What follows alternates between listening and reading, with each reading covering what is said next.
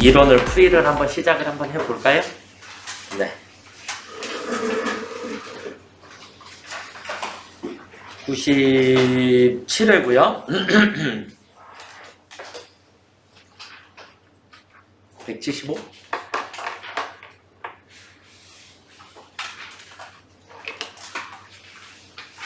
시작을 해도 되겠죠?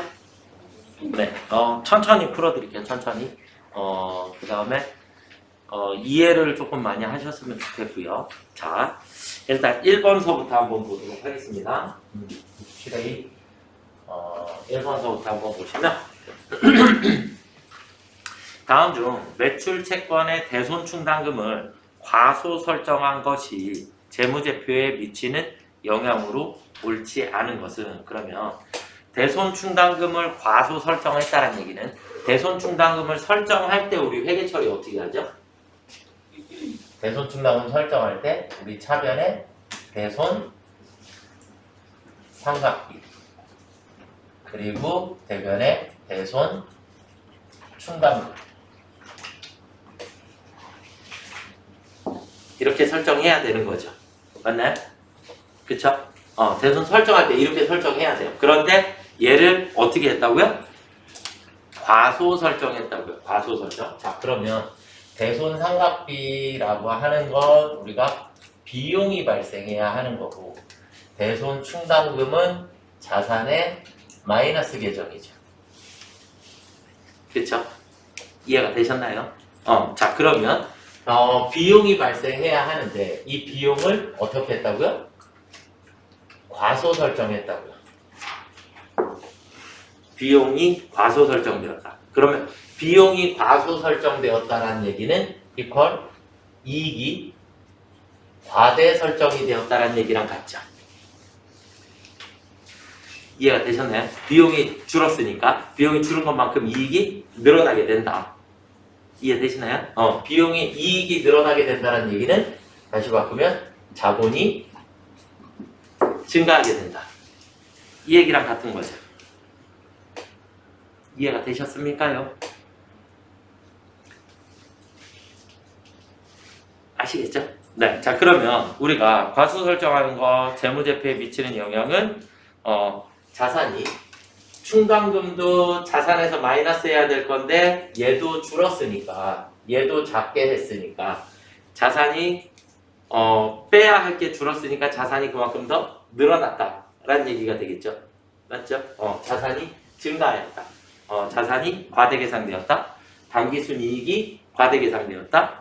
이익잉여금이 과대계상되었다. 다 똑같은 말이죠. 이해가 되셨나요? 그래서 정답은 4번. 공짜 문제인데 우리가 그냥 이 문제를 답만 보고도 답을 찾으실 수도 있어요. 밑에 보기만 보고 문제를 안 보고도. 그냥 쉽게 설명을 드리면 자산이 과대계상됐다는 얘기는 나한테 그만큼 득이 생겼다. 당기순이익이 과대계상, 그만큼 득이 생겼다. 이익잉여금이 과대계상됐다. 얘도 득이 생겼다. 이해가 되시죠? 비용이 늘어났다는 얘기는 나한테 실이 생겼다. 이렇게 되는 거죠. 그래서 보기만 보고도 그냥 4번이 답인 거예요. 보기만 보고. 이해가 되셨죠? 문제를 쉽게 다 안 풀으셔도 쉽게 답을 찾을 수 있는 방법이고, 그 다음에 이제 또 한 가지 이것과 비슷한 문제 중에 하나가 뭐가 있냐면 수익적 지출을 자본적 지출로 처리하였다. 수익적 지출로 처리해야 할 일을 자본적 지출로 처리하였다. 이렇게도 문제가 나와요. 이게 똑같은 문제예요. 다 똑같은 문제고, 수익적 지출로 처리한다는 얘기는 우리가 뭘로 처리해야 한다? 비용으로 처리해야 한다. 비용으로 처리해야 할 것을 자본적 지출, 뭘로 처리했다? 자산으로 처리했다. 혹은 이 반대 문제가 나올 수도 있죠. 자본적 지출을 수익적 지출로 처리했다. 문제 푸는 방식은 저랑 똑같은 방식으로 풀어주시면 돼요. 그러면 비용이 생겼어야 되는데 안 생긴 거죠.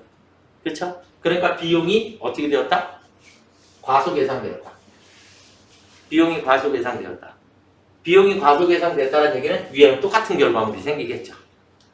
그쵸? 비용이 줄었다는 얘기는 이익이 늘어났다는 얘기가 되고, 이익이 늘어났다는 얘기는 내 자본이 늘어났다는 얘기가 됩니다. 무슨 말인지 이해가 되시나요? 그러니까 문제가 반대로 바뀔 수도 있죠? 그럼 비용이 과소계상되게 되면, 비용이 과대계상되게 되면 어떻게 돼? 이익이 그만큼 줄어들겠죠? 자본도 줄어들게 되고 반대 현상이 생길 수 있겠죠? 이해가 되시나요? 문제는 무조건 이렇게 풀으시면 되고 보기만 보고도 답을 쉽게 찾으실 수도 있게 됩니다. 아시겠죠? 네. 그래서 일단 정답은 4번이 되겠고 문제 2번으로 넘어가 보도록 하겠습니다. 무형자산의 감가상각에 대한 설명으로 틀린 것은 그랬어요. 무형자산의 잔존가치는 없는 것을 원칙으로 하고요. 내용연수는 법정 내용연수와 경제적 내용연수 중 짧은 것으로 한다. 네, 맞습니다. 그러니까 법정 내용연수로 정해져 있는 거 하고 내가 생각할 때 얘는 2년밖에 못 쓸 것 같은데 라고 하면 2년간 감가상각을 해야 되는 게 맞다. 그러니까 무조건 짧은 쪽으로 가는 게 맞다. 이를 보시면 되겠고 그 다음에 자산의 감가상각, 무형자산의 감가상각은 취득한 시점이 아니라 사용된 시점부터 감가상각을 하시는 겁니다. 취득 시점이 아니라 사용 시점부터 감가상각을 하셔야 하고 20년을 초과할 수 없다. 여기까지가 원칙이죠. 원칙. 그쵸? 네. 그렇게 보시면 될 것 같고요. 그래서 정답은 3번이 되겠고요. 자, 문제 3번. 다음 중 부채에 대한 설명으로 옳지 않은 것은 부채는 과거의 거래나 사건의 결과로 현재 기업 실체가 부담하고 있고 미래 자원의 유출 또는 사용이 예상되는 의무이다. 부채의 정의를 만족하기 위해서는 금액이 반드시 확정되어야 한다. 2번이 답인 것 같은데요? 왜요? 대표적인 게 뭐가 있냐면 3번인가요? 여러분들이 이제 알고 있는 부채 중에 대표적인 퇴직급여 충당 부채가 있어요.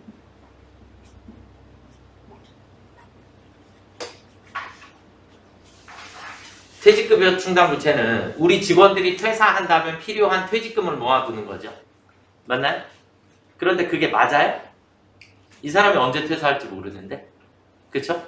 퇴사할 때의 당시의 급여도 또 얼마가 인상되어 있을지 모르기 때문에 퇴직급여 충당 부채 같은 경우에는 우리가 예측치를 활용을 해서 퇴직급여 충당 부채를 설정하도록 되어 있다. 그러니까 정확한 답은 아닐 수 있다. 이해가 되시죠? 아시겠나요? 네, 그래서 2번이 정답이 되겠고요. 과거의 거래의 과거 사건으로 인해 현재 의무가 존재할 가능성이 매우 높고 인식 기준을 충족하는 경우에는 충당 부채로 인식한다. 그러니까 우리가 또 여기서 알아두셔야 될 거 하나는 충당 부채라고 하는 게 있고요. 그리고 우발 부채라고 하는 게 있어요.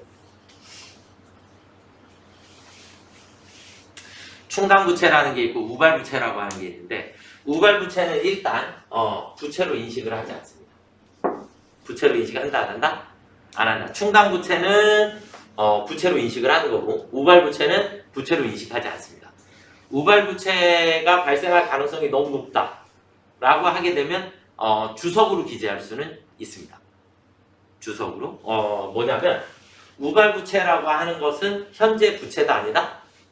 현재 부채가 아니다. 그러니까 우발적인 사고로 인하여 부채로 바뀔 수 있는 것. 그러니까 우발 부채의 대표적인 게 뭐가 있냐면 소송 중인 게 있어요.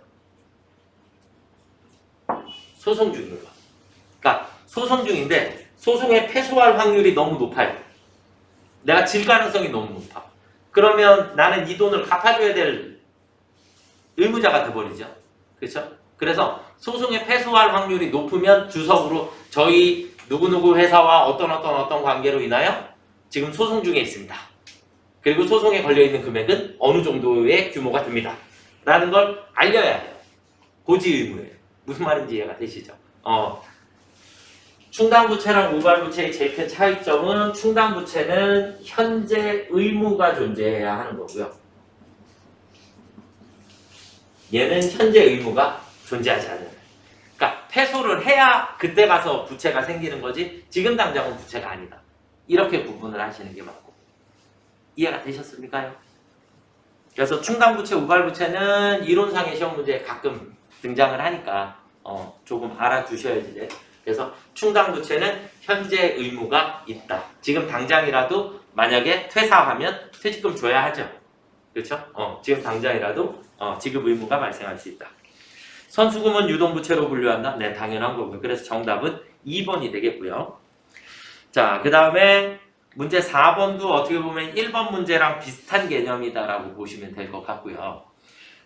결산 시 아래 사항들이 누락되었음을 발견하였다. 자, 누락하였다라는 얘기는 누락은 어떻게 보면 과소계상하였다라는 얘기랑 똑같죠. 내 장부에 기록하지 않았으니까 누락했다라는 얘기는 과소계상되었다라는 얘기랑 똑같아요. 당기순 이익의 증감액은 그랬거든요. 단기 발생 외상 매출 10만 원을 누락했다는 얘기는 외상 매출을 누락했다는 얘기는 매출을 누락한 것은 결국 수익이 과소계상되었다라는 얘기랑 같죠. 매출이라고 하는 수익이 생겨야지 되니까 매출이라는 수익이 발생하지 않았다. 이해가 되셨나요? 자산은 크게 의미가 없어요. 그러니까 자산이 증가하였다. 자산이 증가하면서 수익도 증가해야 되죠.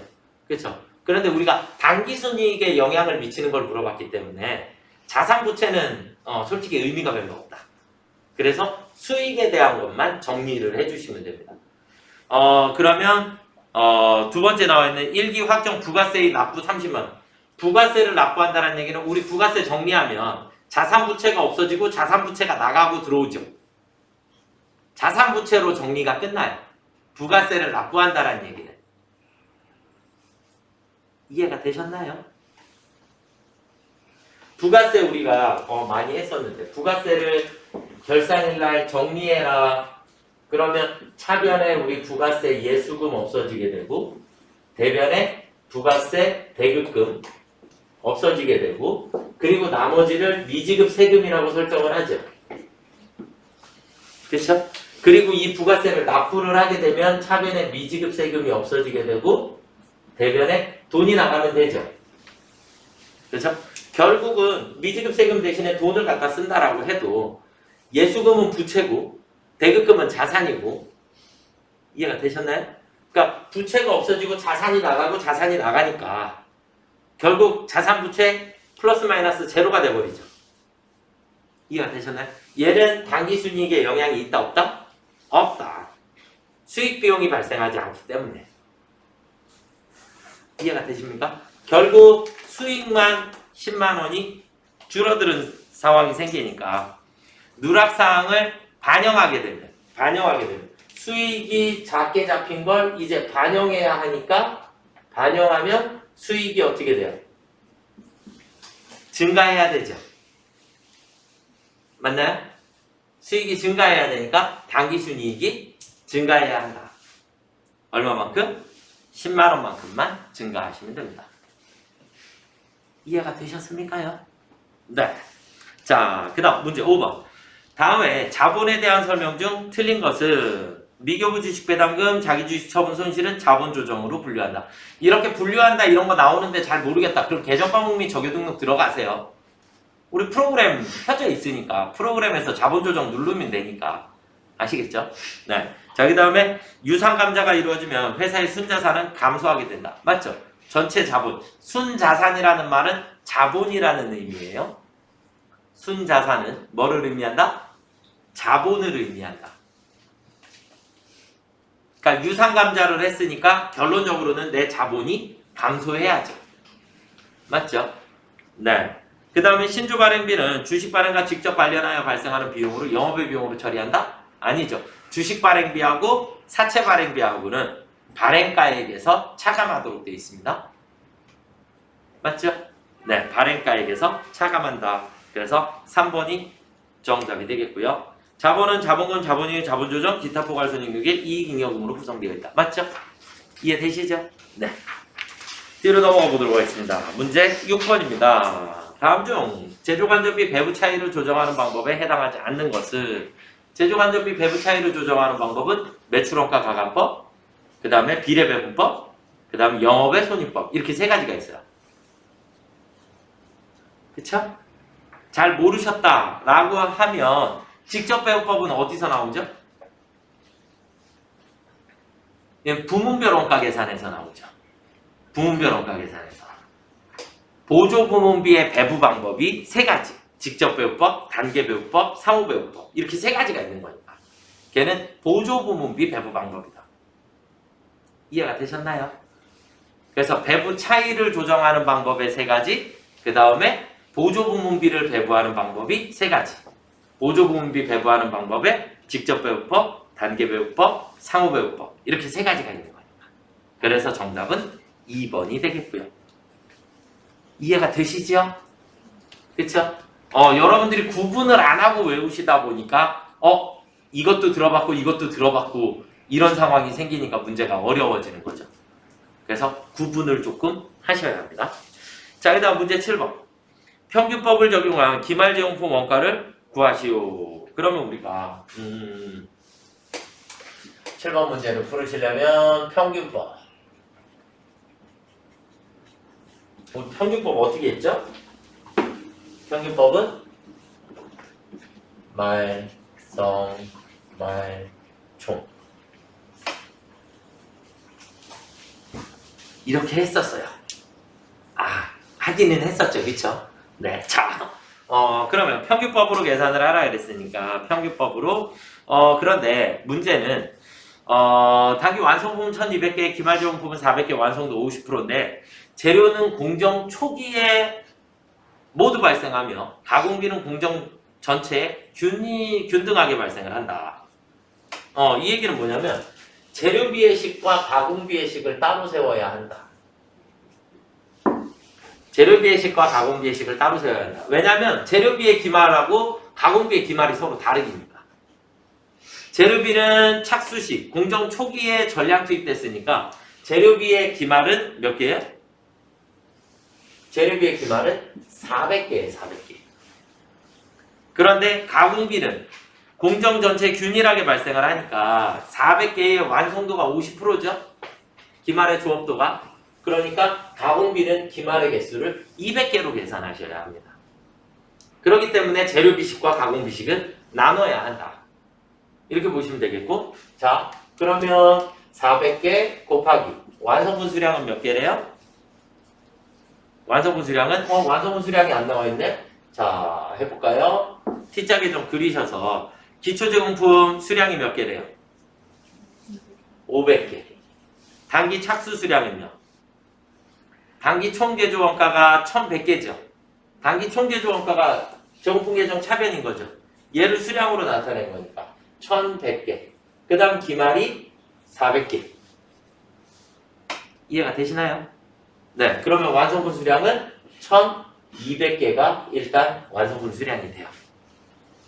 이렇게 해서 완성분 수량을 일단 먼저 찾아주셔야 되겠고, 그래서 1200개 플러스 기말 400개 분의 단기 총개조 원가는 재료비는 50만원 기초에 있었고 단기에 70만원 들어갔으니까 총 120만원이 들어갔죠. 이해가 되셨습니까요? 아시겠나요? 그러면 4 약분하면 4 하나, 4 4개, 4 32 그러면 30만원이 나오나요? 이렇게 나올 것 같은데요. 자, 그 다음에 가공비는 200개에 곱하기 완성품 수량은 똑같이 1200개 플러스 기말이 200개 분의 가공비. 가공비는 30만원, 40만원 그래서 70만원. 이해가 되셨나요? 그러니까 여기에 있는 총은 기초 플러스 단기. 기초 플러스 단기. 네, 이렇게 되어 있고, 그러면 하나에 7개니까 10만원 나오겠네요? 그러면 기말제공품의 원가는 40만원이 나오게 됩니다. 1번이 정답.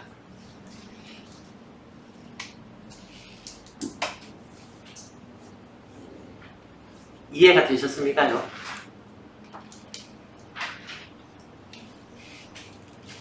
이거는 일단 우리가 식을 알아야죠. 식을 알아야 문제를 푸실 수 있는 거고, 제가 이거를 계란 가지고 설명을 해드렸죠. 그쵸? 계란 가지고 설명을 해드렸고, 이제 중요한 거는 재료비는 공정 초기에 전략적이 되고, 가공비는 무조건 퍼센트를 따져야 한다. 이게 일단은 제일 중요한 거. 그 다음에 완성분 수량 찾는 방법. 완성분 수량 찾는 방법. 이거 옆에다 글로 다시 써드릴게요. 완성분 수량은 일단 기초하고, 이걸 우리는 단기 착수 수량이라고 그래요. 착수. 착수 이번 달에 투입한 수량. 그리고 거기에서 완성 수량이 나오게 되고, 그 다음에 기말 수량이 남게 돼요. 이렇게 된 거예요. 이 자리를 자기가 채운 겁니다. 이해가 되셨습니까? 네. 자, 그 다음에 이제 문제 8번을 보도록 하겠습니다. 문제 8번.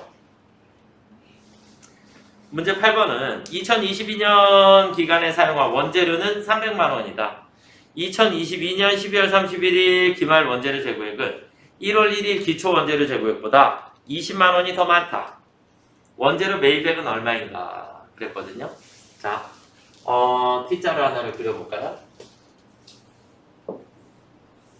T자를 하나 그리셔서, 자, 기말의 원재료는 12월 31일 기말에 있는 원재료 재고액은 기초에 비하여 20만 원이 더 증가했다 그랬죠.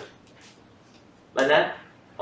기초보다 기말이 얼마가 증가하였다, 얼마가 감소하였다, 이렇게 나오면 아무 금액이나 쓰시면 됩니다.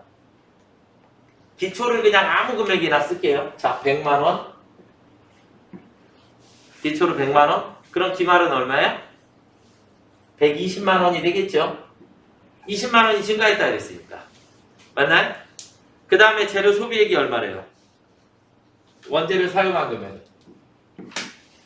300만 원. 맞죠? 그쵸? 그러면 재료 매입액은 320만 원이 정답이 되겠네요. 맞죠?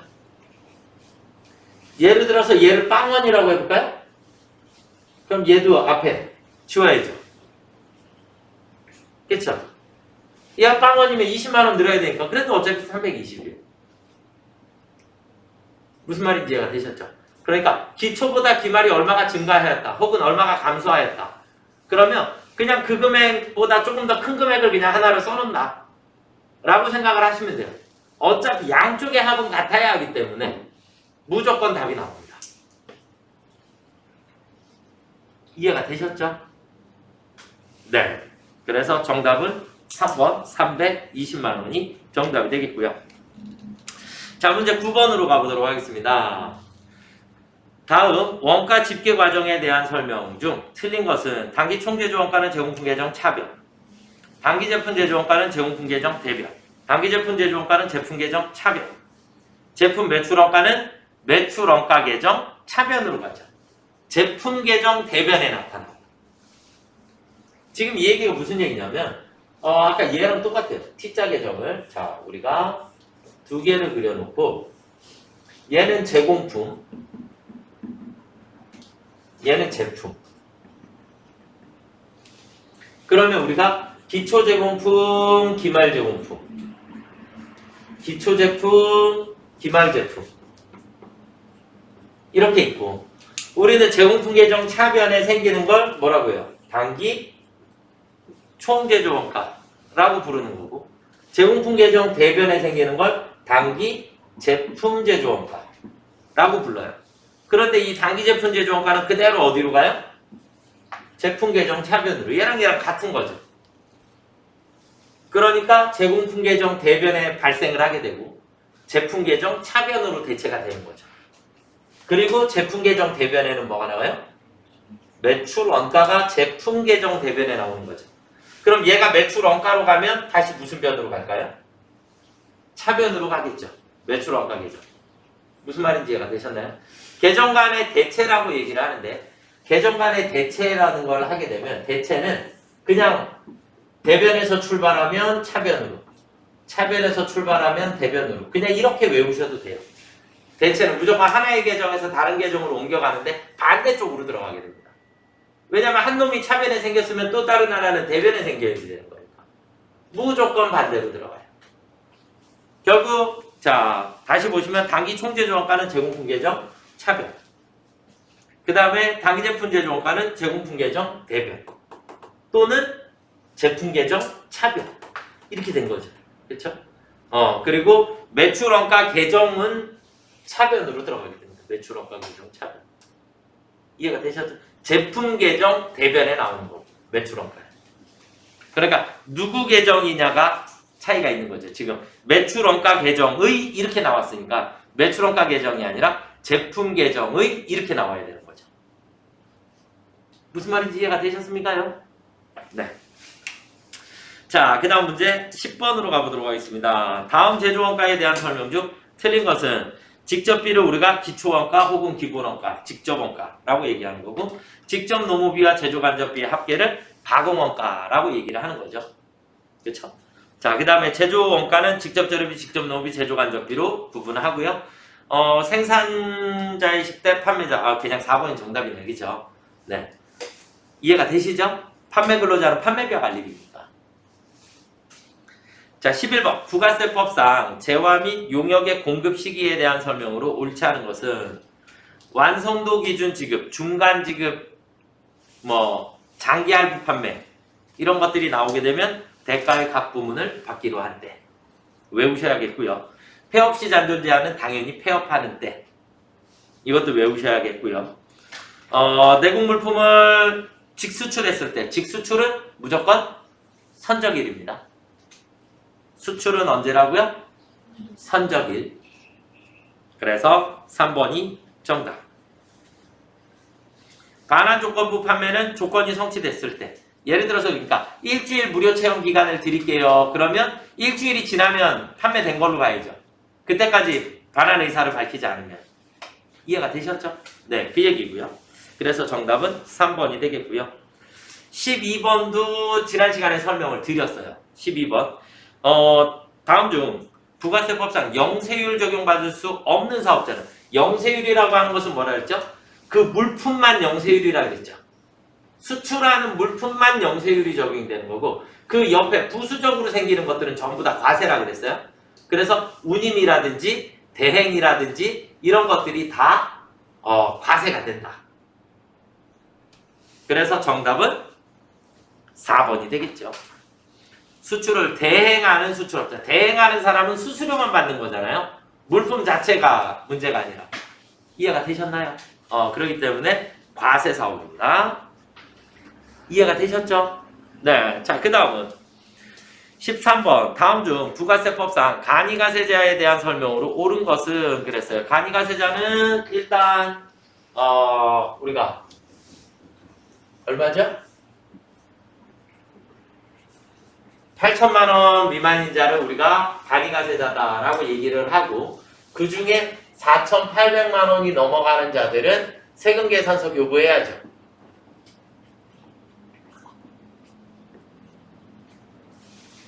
맞나요? 이해가 되시죠? 일단 요 정도는 머릿속에 있으셔야지 되고 간이가세자다라고 하는 사람들은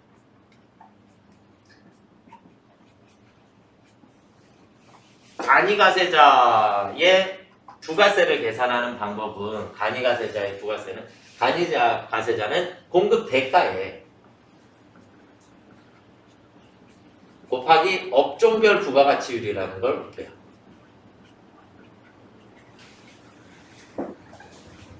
뭐 10%, 30% 뭐 이렇게 되어 있어요. 그래서 업종별 부가가치율을 곱하고 거기에 대해서 부가세 10%가 붙게 됩니다.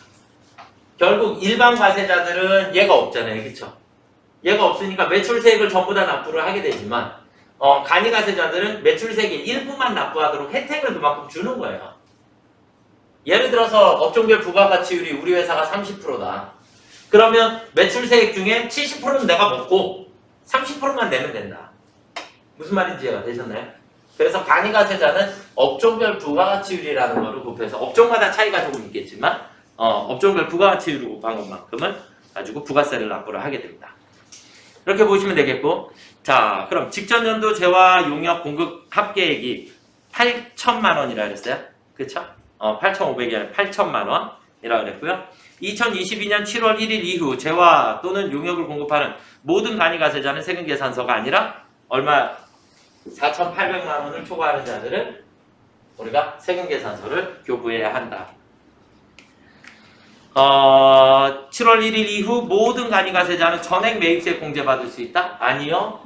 이것도 4,800만 원을 초과하는 자들에 대해서만 매입세액도 전체 공제해주는 게 아니라 매입 공급 대가의 0.5%를 우리가 공제를 받게 됩니다. 그래서 이것도 전부 다는 아니다. 이렇게 보시면 되겠고, 그 다음에 정답은 4번이 됩니다. 간이가세자는 과세사업과 면세사업을 겸용할 수 있습니다. 그러니까 간이가세자의 제일 대표적인 사람을 누구라고 얘기를 하냐면 구멍가게. 동네 슈퍼 아주 조그마한 거. 이해가 되셨나요? 그럼 거기서 쌀도 팔을 수 있고 화장지도 팔을 수 있고 그럼 과세사업도 할 수 있고 면세사업도 할 수 있고 무슨 말인지 이해가 되셨죠?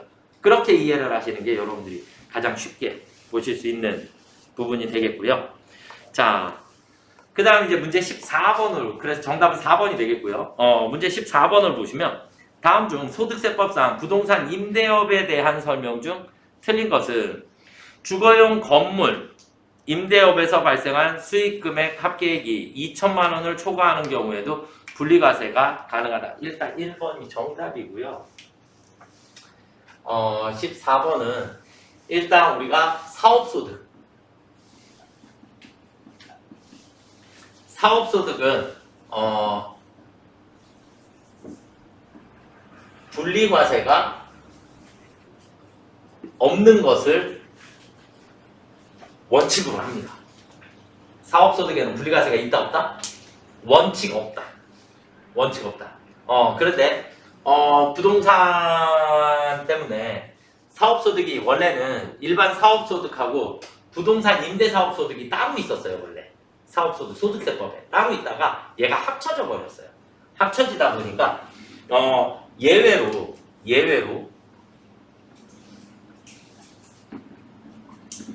부동산 임대사업소득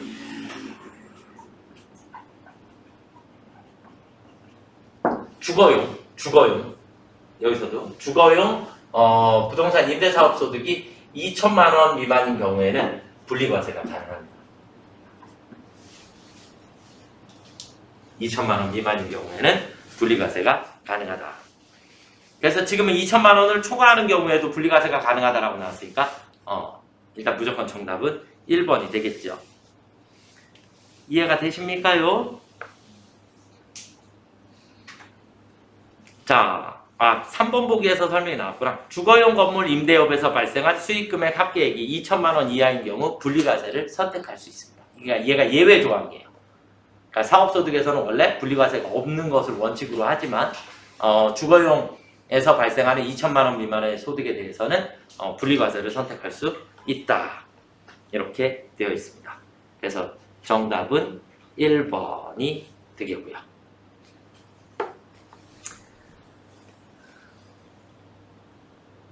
4번 보기에 보시면 부동산을 임대하고 받은 선세금에 대한 총수익 금액은 그 선세금을 계약기간의 월수로 나눈 금액의 각 과세기간의 합계액으로 한다. 뭐 초월 산입, 말월 불산입 뭐 이렇게 되어 있는데 무슨 얘기냐면 예를 들어서 월세를 2년치를 한꺼번에 받았어요. 월세를 2년치를 한꺼번에 받았어요. 그러면 올해의 소득도 있고 내년도의 소득도 있는 거죠. 이해가 되시나요? 그럼 올해 것만 올해의 소득 금액으로 가지고 가야 한다. 내년도 것은 내년도 것으로 빼야 한다. 이해가 되셨습니까요? 초월 산입, 말월 불산입 이 얘기는 첫 달은 치고 마지막 달은 안 치겠다 이런 얘기거든요. 근데 그건 의미가 별로 없으세요. 그건 여러분들 모르셔도 괜찮고 일단 대신에 우리가 세법에서 초일 산입, 말일 산입에 대해서 간단하게만 설명을 드릴게요. 우리가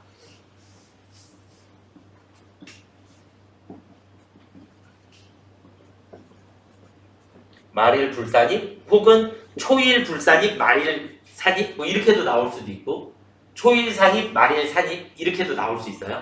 아시겠죠? 말은 바뀔 수 있다. 바뀔 수 있는데 그냥 간단하게 문제를 드려볼게요. 7일서부터 12일까지는 며칠간이에요? 며칠이에요? 언뜻 계산하면 선생님 5일이요? 6일인가요? 이렇게 고민들을 하시고 자 대신에 1일에서 5일까지는 며칠간이죠? 얘는 다 5일이래요. 맞죠? 1일서부터 5일까지는 그냥 5일이라고 얘기를 하고 얘는 얘 5일? 6일이죠. 무슨 말인지 이해가 되셨나요? 그러니까 초일 산입, 말일 산입이라는 말은 첫 날짜도 치고 끝나는 날짜도 치겠다. 날짜 계산할 때. 이해가 되셨나요? 만약에 얘를 초일 산입, 말일 불산입으로 치면 첫날은 치되 마지막 날은 안 치겠다. 그러니까 얘는 며칠간이 돼요? 4일간이 돼버리는 거죠. 이런 개념이세요.